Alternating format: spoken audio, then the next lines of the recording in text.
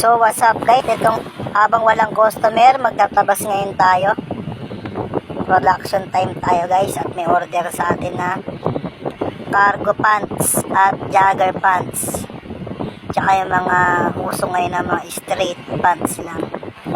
Ayan, meron tayong terry na makapal. Legit yan na pang jogging pants. Yan yung gagawin natin pang jogger pants. Para po kay paring Vince, umorder sa atin, taga Talavera, Nueva Ecija. At ayan, inaayos natin yung tela ng talagang sinusuri natin kung may damage or kailangan pantay na pantayan pag tinabas. Ayan, ang mga tela nga pala natin gagamitin, ayan, yung terry na makapal. Legit talaga, sobrang quality ng tela na yan. Tapos may corduroy, tsaka denim. Bali yan yun.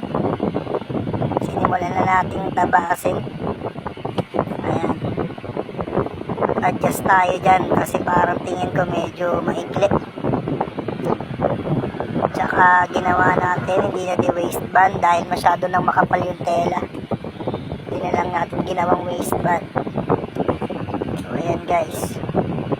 Simulan na natin yung front, na tapos na natin yung back. Ayan yung front naman. Yung front naman yan guys, ayan.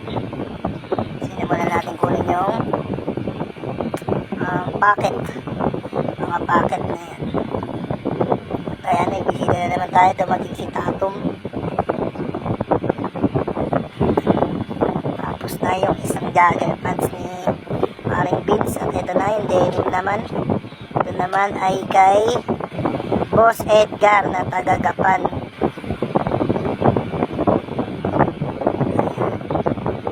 Sinimulan na natin tapatan. Kinuhanan muna natin ng pang waistband para sa ating quality na cargo pants.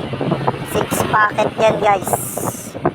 Ginagawa natin na yan. At ang size niya is 4XL. Pasadya yung kanyang mga pinagawa. Nakabili daw siya online, maliliit. Masisikip, hindi daw siya komportable. Dati na siya nating customer ng pandemic. Ang nakuha naman sa atin ni boss ay mga big size na mga shorts. Dry fit, taslan, iba't ibang klaseng tela. Ayan, kinuha na natin yung mga packet. Mga packet na yan.